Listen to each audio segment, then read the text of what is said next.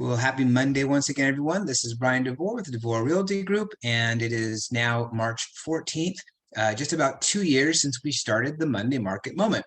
For those of you who have been with this the whole time, we started this right around the time the pandemic started, just to keep track of what was happening in the real estate world.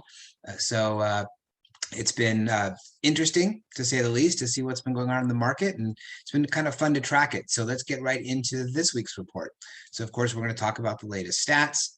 We do have the HomeDex report, which is great because it shows you some interesting stats from not just a year ago comparison to now, and also 2 years ago when the pandemic started.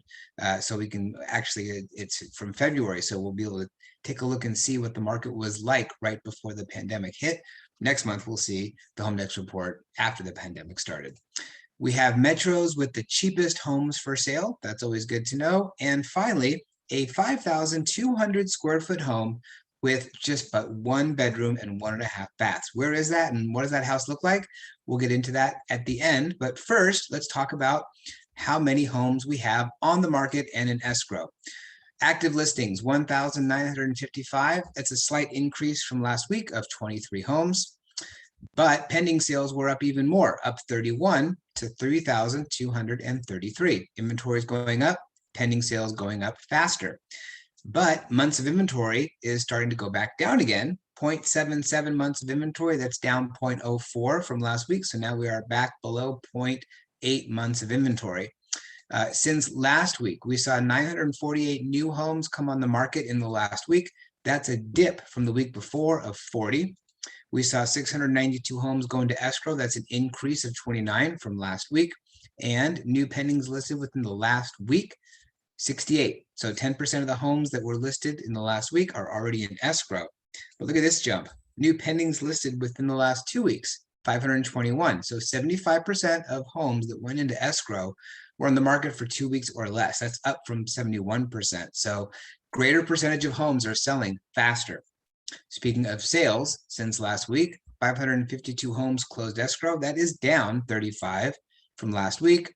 The median list price also down, 762,500. That's down 36,500 because a median price always jumps around, depends on the mix of homes. So I don't take a whole lot of stock in this type of a movement unless we see it week after week. This is only a 1 week blip. We'll see. Median sales price, 800,000. That's also down 30,000 from last week. Average days on market, 15. That's up 2 days from last week. What was the least expensive home that sold? A San Marcos townhome or condo for $187,500. It was in a 55 plus community. So that's why the price was lower than what you might expect for a townhome in San Marcos. And then the most expensive sale, $14,500,000 in La Jolla. Here's the actives, pendings, and solds that came on the market, went into escrow and sold in the last week. We can kind of see the dip for the first time in quite a while in the number of new listings that came on the market. Since about a month and a half ago or so, inventory kept going up, and now it dipped a little bit, but the number of homes going to escrow is continuing to climb. So are we going to see that effect? We will, I think, on the market and the number of closed sales also. Change in price, like I said, could be a temporary blip. We see that jumps around week to week all the time. All right, the HomeDex report. Great report that shows all the market activity. Let's take a look at first new listings, February of last year versus February of this year. New listings are down 21%. Pending sales are down 16%. So both numbers have gone down, but pending sales have gone down less than new listings. Closed sales have gone down as well, but even less than that, 10%. Days on market, a quarter down. So from 20 days to 15 days, big drop. Median sales price up almost 15%. Average sales price up almost 18%. Percentage of original price received is up 4.5%. So what does that mean? Homes are selling for more above list price than they even were a year ago. Housing affordability index, we're going to get into that in just a moment. Inventory of homes, we'll get into that in a moment as well. And month supply, 0.6 months. That's over half month supply of inventory versus last year. And you have the year-to-date numbers as well, down across the board for the most part, except for prices, which are up. Okay, inventory of homes for sale. This shows 2 years ago, 1 year ago, and now. And we can see right before the pandemic hit, the number of homes we had for sale was about 2,403, sort of a healthy, balanced market. Then last year it was down to 1,442, and then to now 607. So a drop from a couple of years ago of almost 58%. So we can, it'll be interesting to see what next month looks like for after the pandemic had started. Housing affordability index, this is the tough one. Housing affordability continues to drop. In February, when you look at single family detached homes, has gone from 53 to 44, now to 37. Detached from 80 to 68 to 53. That's a huge drop. And then year-to-date numbers as well. So again, what is affordability? For example, the index of 120 means the median household income is 120% of what is necessary to qualify for the median priced home under the prevailing interest rate. So how are homes still selling so rapidly and for prices that are going crazy when people can't afford homes? Well, we're still seeing a lot of people moving in here who are not buying at the median. Their income is higher than the median. They have a lot more money to put down than the median. And so that's why we're continuing to see crazy numbers out there. But it is getting at least less and less affordable to buy a home in San Diego. Here's a Market Watch report that shows the different quadrants of the county. East County, median sales price up 18.6% over last year. Percentage of original price received up, days on market down 26%, closed sales also down. Then you have Metro, North County, and South County. Median sales price up across the board. Percentage of original price received up across the board. Days on market down across the board. Closed sales down across the board. So all of the quadrants are moving about the same. More specifically, let's take a look at the metro part of the county, which is downtown and areas around there.